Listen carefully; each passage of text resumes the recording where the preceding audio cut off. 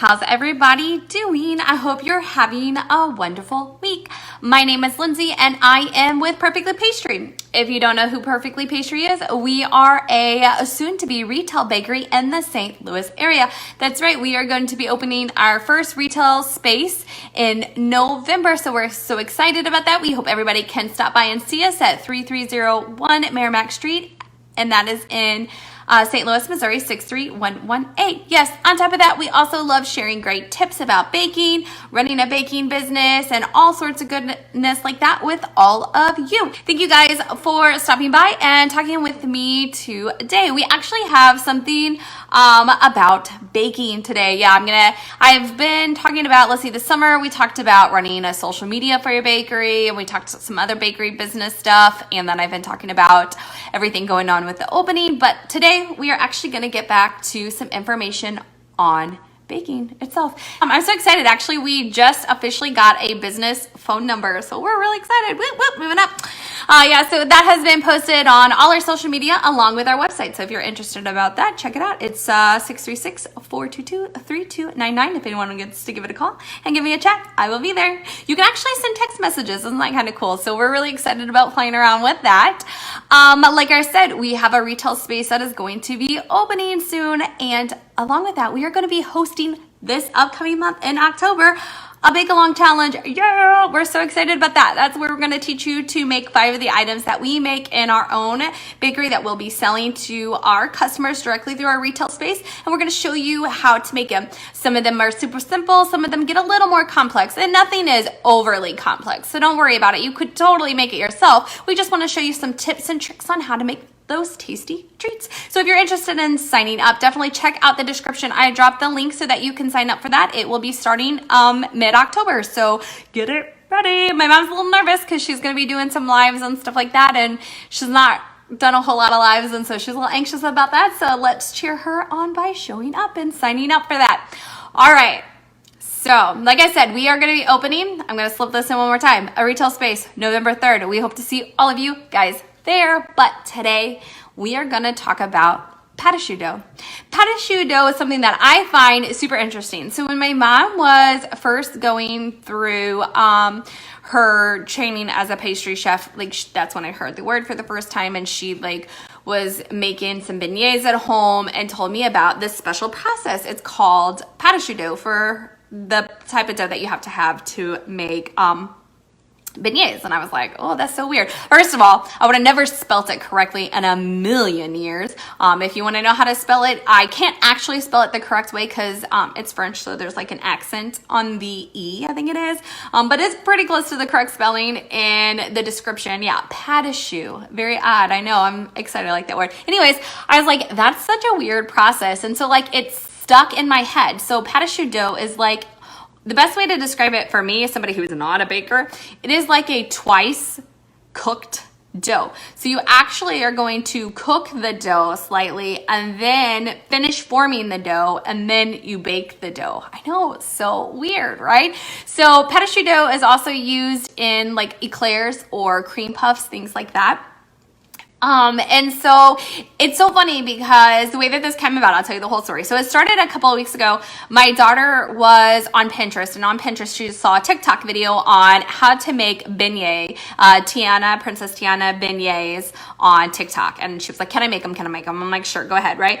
And in the middle of making them, I'm going to let you in a secret. So in the middle of making them, I realized I don't have oil to fry because I don't fry anything in our house. We have an air fryer. And I was like, well, it looks like we are going to experiment with making beignets in the air fryer. So I called my mom and I'm like, Mom, how do you think we should do this? So she gave us some tips on how to try to get the beignets to keep from sinking in our air fryer. And it actually worked out pretty well, except as I'm watching my daughter make this beignet, I'm like, Brianna, that's not a true recipe for beignets. And she's like, it says the true recipe here. And I'm like, well, just because somebody says that on the internet doesn't make it true, first of all. Second of all, I can tell you right now, it is a pate choux dough, and that is not how you make pate choux dough because I didn't see you double cook that thing. It's just like, what do you mean? I'm like, oh, it's a long story. Oh, it's so complicated. That's what I was like. I was like, it's so complicated.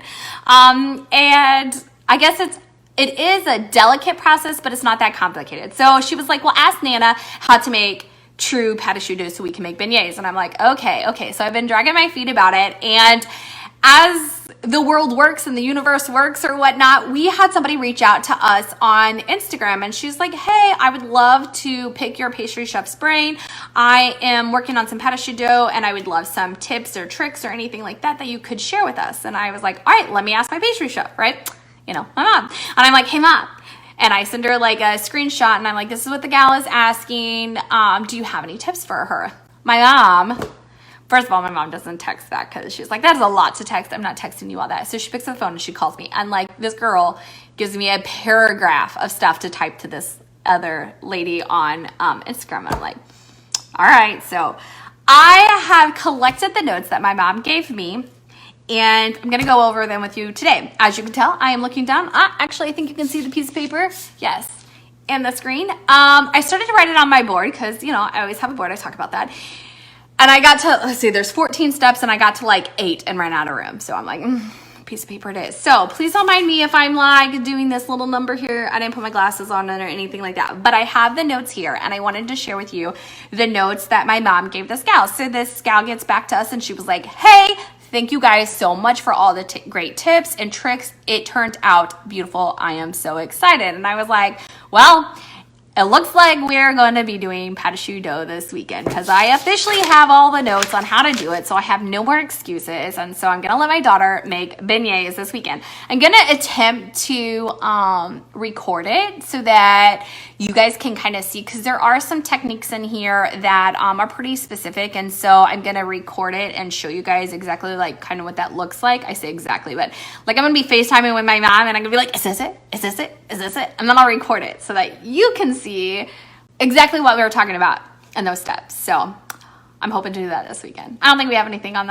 our agenda. I broke my shoes. Yes, I was so bummed yesterday. I've had the same pair of shoes, flip-flops, because I live in Florida and that's all I wear, for like 3 years now. And I was like sitting on the couch, and I just like flexed my foot slightly, and they broke. I was so bummed. I have Croc flip-flops. Yes, that is me. I have Croc flip-flops because we do a lot of walking and we're outside all the time. And I'm so bummed that they broke. So now I'm having to wear some janky pair that I have somewhere downstairs. But that is totally besides the point. I don't even know why I went off on my shoes, besides that I was like, so bummed. Anyways, so that's the only thing I have to go do this weekend. So it looks like we're making pâtisserie dough. All right, so let's stop talking, I know, and get to the important stuff. All right, so the number one tip that she had for pâtisserie dough is that you need a strong flour. And I was like, Mom, what does that mean? I'm like, if I tell this girl you need a strong flour, is she gonna know what that means? And she's like, all right, let me explain. You need a flour that's high in gluten, like a bread flour. Bread flour, she said, are really high in gluten. You need strong gluten for this process. I'm like, all right, cool, got it. Which means now I have to go buy flour, bread flour, because all I have is all purpose, because, you know, I didn't even know there was so many types of flour until just recently. I'm not gonna joke, I had no clue. Yes, she said, tip number 2. You have to bring the water and the butter to a boil. And before you add your flour, you want to make sure that the water is A, boiling, but B, the butter is melted. She was like, it is very important that the butter be melted and it boil, and then you add your flour. Okay, next thing, super important. These are all super important, so I'm going to keep saying like super important, but they're all important.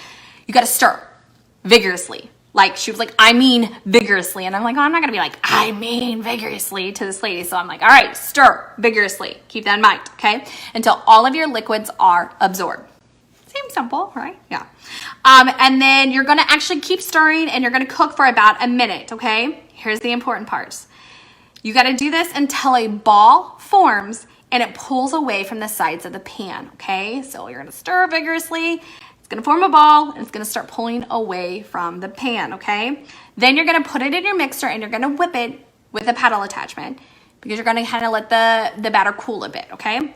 Why are we letting it cool a bit? All right, good question. Because you are going to add eggs. And something my mom has drilled over and over and over in my head since we have started this whole process is you don't want to add eggs to anything hot, because when you do that, your eggs are going to start cooking. So you do things like make sure your batter is cool, or in some cases you have to temper in your eggs. There's like all these processes that you use for eggs, because eggs are delicate and they will cook super easy. So there you go. You gotta let it cool down some, okay? Because your eggs will cool. All right, then she said you need to add 1 egg at a time. She's like, this, I can't even tell you how important this is.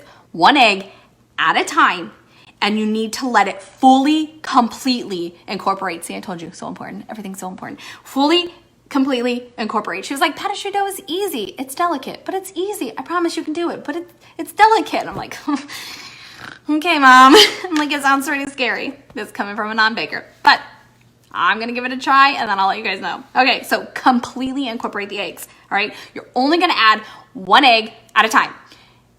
Now, she was like, I can't tell you how many eggs you're actually going to need because of the varying sizes and eggs and all of that stuff. She was like, you can't necessarily say it's only going to be 3, it's only going to be 4 or whatever, okay? So as you're adding the eggs and you're mixing them, incorporating them completely, you're going to know when to stop adding eggs. Ugh, this is when I'm like, you're going to know when to stop adding eggs just as the dough begins to fall away from the beaters. That is clear as mud, right? I know. That is one of those things that I'm like, I want to get it on video. I'm going to do a whole blog post so that you can see like, what does that mean? Because I'm like, so we'll see how that goes this weekend. I'll be like, Mom, now. I FaceTime my mom a lot when I'm baking something complicated. Like when we made the cheesecake for my husband's birthday back in, when was that, April? Like I would be like, okay, Mom, look at it. You see it? Like I have her on FaceTime. I'm like, do you see it? Is it good? I'm always getting FaceTime tips with her. Okay, so she said, you're going to stop adding eggs when it begins to fall away from the beater. So that's something that's important. She was like, pastry dough should never be runny. She's like, it's actually supposed to be smooth, pliable, and hold its shape. All right, so that's how you get the dough formed. So like I said, there's actually this like 2-step cooking process or whatever you want to say, because you have to boil the water and like cook the flour into the water and like absorb all of that when you're creating the dough. And then after you're done with creating the dough, then you got to put it in the oven and actually bake it. So there is a process to the baking, right? I know, I told you guys 14 notes on this, like 14 notes. I was like, oh my. All right, so she said, you're going to start by baking it at 400 degrees for 15 minutes, okay? And then you're actually going to reduce the heat to 350 degrees, and she does it for another 35 minutes for a pastry like eclairs, okay? Then she said, the most important part about baking, I told you the most important part about baking the dough is do not open the oven. She was like, don't open it. I know you're going to be tempted. Do not. I'm so bad about opening the dough. Like, isn't it? My light, you changed it a million times, and the light always goes out on my oven, like constantly. So I'm always opening it. And she's like, don't open the oven. It's going to be so important that you remember that. Okay, so 400 degrees, 15 minutes. Don't open the oven, just turn it down to 350. And if you're making something like eclairs, then you're gonna cook it for 35 more minutes. And then you will have lovely eclairs. So I'm not sure if we're gonna do eclairs or beignets this weekend, because again, I'm not a big fryer. I don't really want to fry it. I guess we can try to do it in the air fryer again, because actually, oddly enough, it worked, but it wasn't real beignet dough, so I don't know if it would work or not. So we are gonna try it. I will work on making a video. Well, I actually will probably have my daughter do it, because we have been working on teaching her to like slow down in the kitchen, to read instructions. She's learning how to use different equipment in the kitchen. She's learning to like make things and stuff like that. She just turned 13. So one of the biggest things is she's like, every time I bake, I mess up. And I'm like, well, first of all, you know, you got to make some place. And we talk about that. That's where you put everything into place before you start baking or cooking, so that you don't forget anything as you're reading along with the directions. And so that's something that we've been practicing a lot. So I'll probably have her doing a lot of the video shooting and a lot of this part of it, and then my mom FaceTiming so that she can tell us that is what you're looking for. So I'll be like, okay, got it. Now I know. Anyway, so we were so excited that somebody was like, hey, can you help us out? And we're so excited that we were able to help her out. She tagged us on Instagram. So if you want to go check out what she baked, she tagged us on Instagram. It looks super yummy. I actually shared it in my story, but it is, I honestly don't even know what it's called. Like when you go and click it and see what people like tagged other places in, like it's in there. So if you want to check it out. All right, you guys, that's all I had today. I just wanted to give you guys some tidbits on pastry dough. I'm like, if I'm taking that many notes on it, I might as well share that information with you guys, right? Exactly. So work on creating a video, and I'm going to work on creating a blog post so that if you want to make some pate choux dough at home, you can. My husband and my eldest are like huge eclair fans. So if I can master this pate choux dough, which I have been avoiding for like, I don't know, 3-4 years, even though I find it so cool, I've been avoiding it like the plague because it sounded really scary. But now that I have my notes, I think I'm ready to tackle it. So you guys will have to keep checking back and see if I can whip up something nice and tasty for my family this weekend with the help of my 13-year-old, of course. All right, you guys, that is all I have to say. I wanted to remind everybody that if you're watching me live, you should hit like and follow on Facebook. And if you're on any of the other social media, we are too. Facebook is the only one that we are at Perfectly Pastry Bakery. All the other ones are at Perfectly Pastry. So if you're watching us on here, we'd love to connect with you on other social media. Like I said, we do have a retail space coming November 2020, and we hope to see all of you guys there. We're really excited about that. And don't forget to come and sign up for our Bake Along Challenge, where you can learn to make some of the tasty treats that we are making. If you're like, I already know how to bake, that is great. Get some free recipes out of it. These are some recipes that we don't actually share on our website. And a matter of fact, I don't even know that we actually sell any of them. We do sell some of our recipes because they are tested, true recipes that we know that all customers enjoy. And so you can pick them up if you're needing them for your baking business, or if you just want some really good recipes. We do have them on our website. We also have all kinds of free recipes. Again, they're not junky recipes. They are true recipes that we've tested over and over again, and people love them. And we thought, we'll just share them with you guys. So they're on there, and like I said, you can pay for some of them, but the ones that are in our Bake Along are like recipes we actually have not shared with anybody yet. So if you want to get them, you ought to sign up. And the link for that is in the description. All right, I will stop talking because I've been going on and on for a while, and let you guys get back to your lunches. You guys have a wonderful rest of the week, and I will see you next week.